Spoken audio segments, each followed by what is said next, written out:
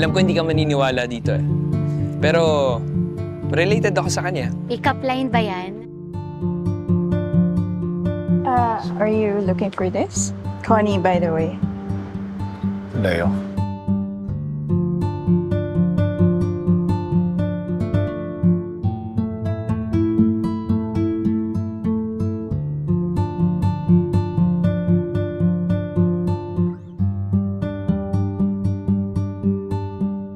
Muy interesante, di ba? Adios, patria adorada. Región del Sol, querida. Querida.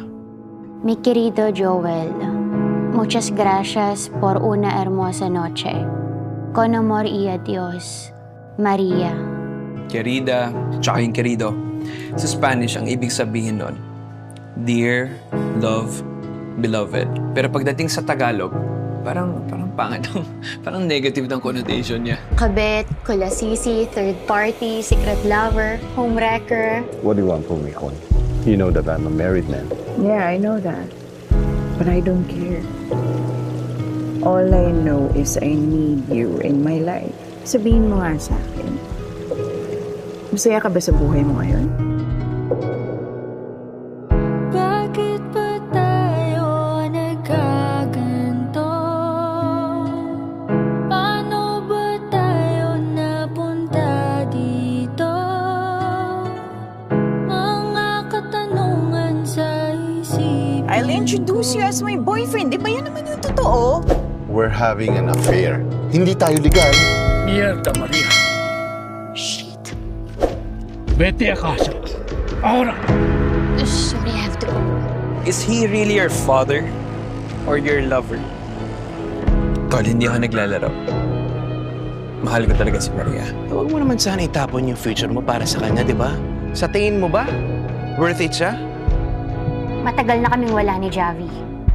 But we're still friends.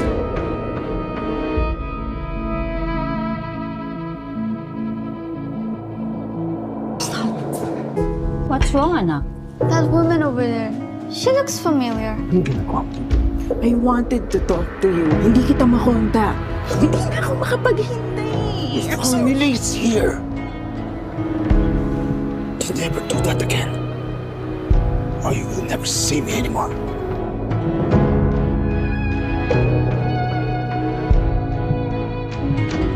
You don't want me to meet your friends, your teachers.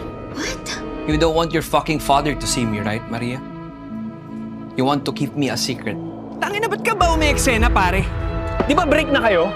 Ako ang boyfriend. 6 na buwan na kami nagsasama. Tanga ka ba? Asawa ko to. Kasal kami! Tandaan mo, ako yung asawa. Kabit ka lang. Querido naman talaga kita. Ibig sabihin, mahal kita. In the Spanish sense, hindi sa Tagalog. Sinungaling ka. Please, let me explain. Kinuha mo akong kapit.